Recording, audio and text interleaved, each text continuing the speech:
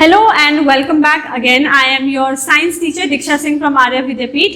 So पिछले class में हमने क्या पढ़ा था? Safety rules and first aid.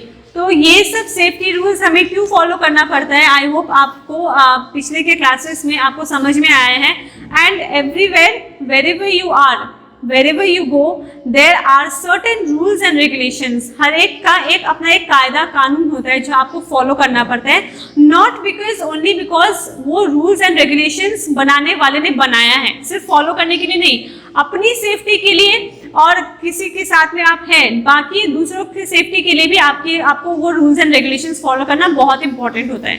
सो पिछले क्लास में हमने सेफ्टी रूल्स के बारे में पढ़ा था. When you are at school you are not suppose to climb on the bench and then you are not suppose to play, और किसी को मारना नहीं है, किसी से झगड़ा नहीं करना है. सीढ़ी पे आपको ऊपर से नीचे दौड़ के नहीं करना है. आपको ब्लैक बोर्ड पे किसी चीज़ को डैमेज नहीं करना है, स्कूल का प्रॉपर्टीज. घर पे आप हैं तो आपको नुकीली चीज़ से नहीं खेलना है. आपको अगर आप घर पे हैं तो आप गीली स्पर्श है तो उसको साफ कर दें, गीली स्पर्श पे नहीं खेलना है. या फिर कोई भी ऐसी स्लिपरी चीज़ होता है उससे नहीं खेलना है. आपको प्लास्टिक से नहीं खेलना होता है, तकिए से नहीं खेलना होता है क्योंकि उससे ज़्यादा सफोकेशन होता है. बिना बाउंड्री वाले जगह पे नहीं जाना है. टेरेस पे अगर बाउंड्री नहीं है तो आप किसी बड़े के सहारे ही जाएं, नहीं तो अकेले नहीं जाएं. कोई भी सीढ़ी में बाउंड्री नहीं है तो आप अकेले नहीं जाएं. अगर अकेले जाएंगे तो एकदम धीरे धीरे चलिए. मतलब ये सब चीज़ जो है आपको फॉलो करना पड़ता है. प्लेग्राउंड में आप मिट्टी के साथ ना खेलें, किसी को धक्कम धुक्की नहीं करें, पत्थर से नहीं खेलें. ये सब जो है आपको सेफ्टी रूल्स जो आपको मेंटेन करना पड़ता है सेफ्टी के लिए. अगर आप रास्ते में जा रहे हैं, अगर कहीं जा रहे हैं तो रास्ते में सबसे पहले आप ट्रैफिक रूल्स फॉलो करिए. जेब्रा क्रॉसिंग पे चलिए, अकेले रास्ता क्रॉस मत करिए. Whenever you are crossing the road always hold the partner's hand. जिसके साथ में आप चल रहे हैं उसका हाथ पकड़िए, और क्रॉस करने से पहले आप लेफ्ट राइट और राइट फिर से देख लीजिए. And you always have to follow the rules and regulations, also instructions that has been maintained by the traffickers. So ये सब चीज़ आपको मेंटेन करना पड़ता है आपकी सेफ्टी के लिए. याद रखिए, आप अकेले हैं तो सिर्फ आपकी रिस्पॉन्सिबिलिटी है अपना सेफ्टी का, लेकिन आप अगर किसी के साथ में हैं तो आपको अपना ख्याल रखना होता है. उसके साथ में आप जिसके साथ में उनका भी ख्याल रखना होता है, उनका भी ध्यान रखना होता है, क्योंकि आप एक जिम्मेदार नागरिक बनेंगे. उससे आप एक जिम्मेदार आदमी, एक जिम्मेदार लड़का या लड़की बनेंगे. ठीक है, आप जिसके साथ में हैं उनकी भी रिस्पॉन्सिबिलिटी आपकी होती है, आपकी रिस्पॉन्सिबिलिटी उनकी होती है. तो अगर आप ये सेफ्टी एक दूसरे के साथ मेंटेन करते हैं तो आप एक रिस्पॉन्सिबल पर्सन बनते हैं. Okay, now we will do some exercise. पिछले क्लासेस में हमने ये इतना यहाँ तक किया था कि जहाँ पे आपको एक पर्टिकुलर काम का हर एक विशेषज्ञ का क्या काम है उसके बारे में आपको लिखना था. ठीक है, नाउ यहाँ पे आपको क्या करना है, नंबर बी में आपको क्या करना है, organise a safety week in your school. Prepare posters and slogans to children aware of safety rules at schools and at home.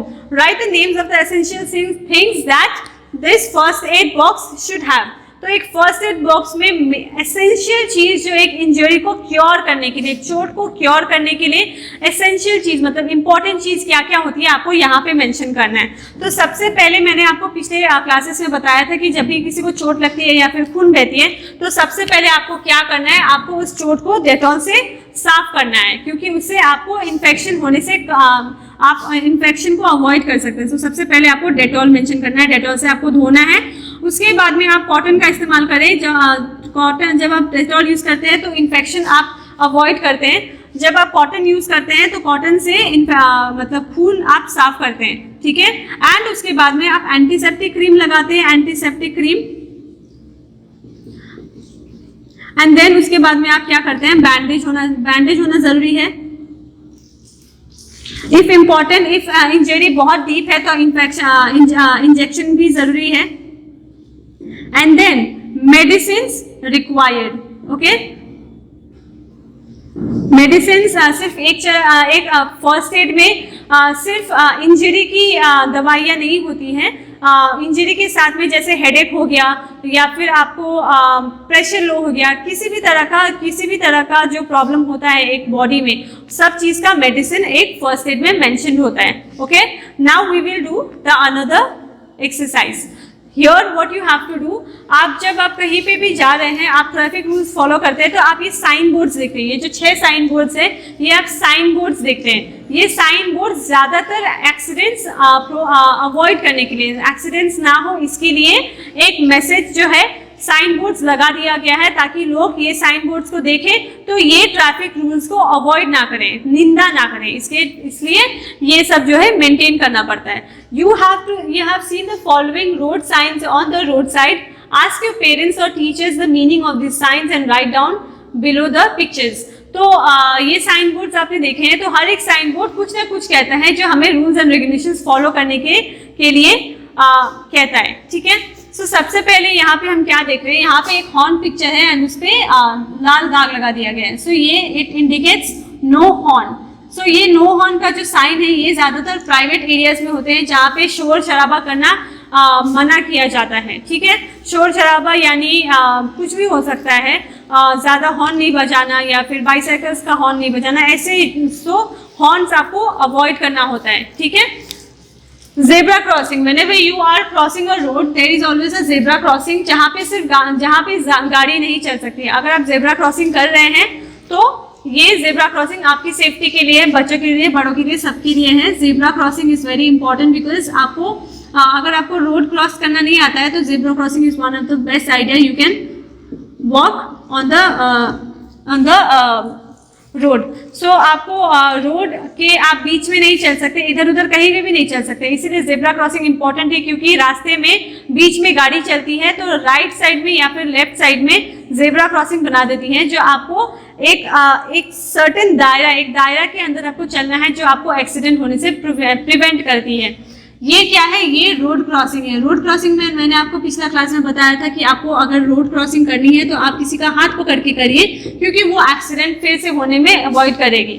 आप अकेले कभी भी रोड क्रॉसिंग नहीं करें। अगर आप फिर भी अकेले क्रॉस कर रहे हैं तो मेक श्योर कि आप राइट में देखें, लेफ्ट में देखें और फिर राइट में देखें। जब गाड़ी नहीं आ रही है तो अकेले क्रॉस करें, ठीक है।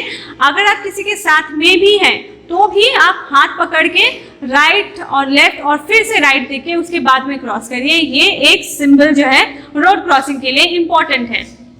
ये जो है नो वन वे, आपको वन वे कभी नहीं यूज करना है, ठीक है।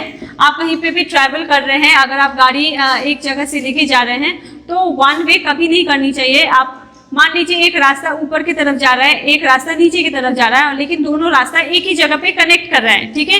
लेकिन आप घर से आते वक्त आप ऊपरी का रास्ता, ऊपर वाला रास्ता नीचे की तरफ ले जाते हैं, लेकिन अब घर जाते समय जब आप वापस घर जा रहे हैं तो आप वापस से वही रास्ता, जो ऊपर रास्ता से आए थे, आप वही रास्ता यूज नहीं कर सकते हैं। आपको नीचे से जाना होगा, वो वन वे आपको फॉलो करना है, okay. Now no right turn.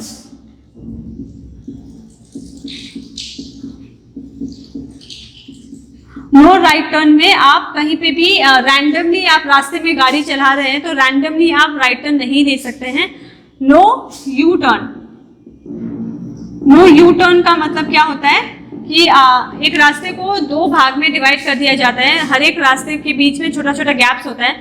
तो क्या होता है कि पर्टिकुलरली दोनों रास्ते में सिर्फ दोनों रास्तों का अपना अपना एक दिशा होता है। अगर ईस्ट के तरफ में रास्ता जा रहा है तो जो गाड़ी ईस्ट के तरफ में जाती है तो उस रास्ते में सिर्फ ईस्ट के तरफ जाते हुए गाड़ियां जाएगी। ईस्ट के दिशा में जाने वाली गाड़ी वेस्ट वाले गाड़ी नहीं आ सकते उसमें। वेस्ट के लिए अपना एक रास्ता है और ईस्ट के लिए अपना एक रास्ता है, तो उसको मेंटेन करना पड़ता है। लेकिन इन रास्तों के बीच में जो गैप होता है, उन गैप में आप यू टर्न नहीं ले सकते, क्योंकि आप यू टर्न लेते समय अगर कोई गाड़ी आ रही है तो उससे ठोकर लगने की चांसेस होते हैं, तो इससे एक्सीडेंट होती है। इसीलिए ये साइन दिया जाता है जहाँ पे आपको नो यू टर्न लेना होता है। No U turn, you are not suppose to take any U turn, okay. आपने देखा होगा मतलब चौक पे गोलंबर होता है, उस गोलंबर में ही आप यू टर्न ले सकते हैं, ठीक है। नाउ यहाँ पे क्या करना है, number 2, you need the telephone numbers of the following persons when you may be in trouble. तो आप जब भी कोई भी मुसीबत में होते हैं, कोई भी परेशानी होती है, मान लीजिए आपका एक्सीडेंट ही हो गया या फिर कोई झगड़ा हो गया, तो उस समय आपके पास मान लीजिए आप फोन भूल गए, तो आपके पास एक डायरी होनी चाहिए जिसमें आपके नंबर लिखा है। आप छोटे बच्चे, आपके पास फोन तो नहीं होगा, मान लीजिए आप अपने दोस्त के पास गए, दोस्त का एक्सीडेंट हो गया तो उसके मम्मी पापा नहीं है, तो आप किसको फोन करेंगे? आप अपने पेरेंट्स को फोन करेंगे। तो आप अपने आप उन बड़े लोगों का नंबर लिखिए जो आपके हिसाब से आपको मदद कर सकते हैं उस सर्टेन टाइम पे। तो आप अपने यहाँ पे आप अपने पेरेंट्स का या फिर नेबर्स का या डॉक्टर्स का, जिसका भी आप नंबर लिख सकते हैं, उनका नंबर लिख दीजिए।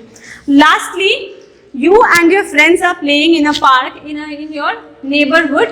One of your friends get hurt and starts bleeding due to cut in the skin. तो आप अपने दोस्त के साथ में प्लेग्राउंड में खेल रहे हैं एंड वो अचानक से उनको चोट लग जाती है और खून बहने लगती है। तो ये सिचुएशन में आपको क्या करना है? नंबर 1 में लिखा गया है tell the friend to go home. Number 2, call his or her parents immediately for help. Number 3, I will run away from home. I will run away from the place. तो आपके फ्रेंड को अगर चोट लगी है तो आप उसको घर नहीं भेज सकते क्योंकि उनका खून बह रहा है। दूसरा, आप वहाँ से भाग नहीं सकते हैं क्योंकि आप किसी एक इंजर्ड आदमी को अकेला नहीं छोड़ सकते, उनकी जान भी जा सकती है।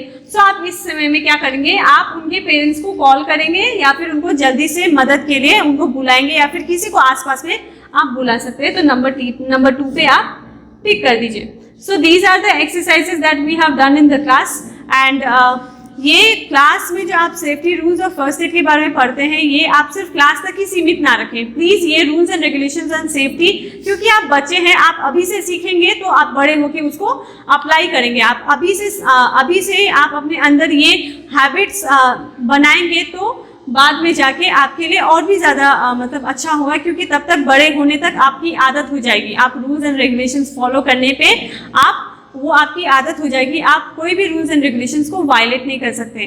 तो आई होप कि आपको सेफ्टी रूल्स और फर्स्ट एड के बारे में पूरा कंप्लीट समझ में आया है।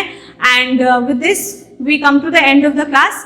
Until then, take care and good bye.